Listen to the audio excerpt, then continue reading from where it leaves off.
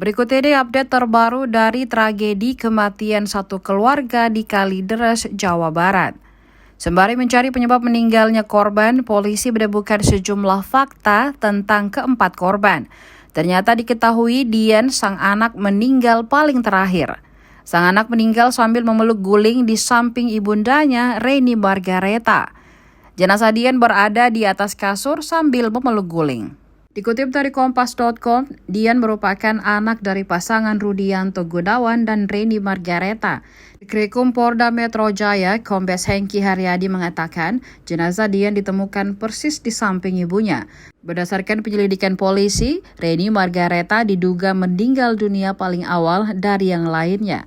Saat ditemukan, jenazah Reni sudah mengering karena terjadi mumifikasi.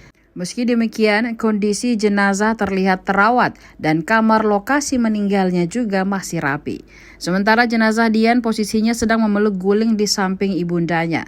Sejauh ini, polisi masih belum mengetahui penyebab kematian mereka.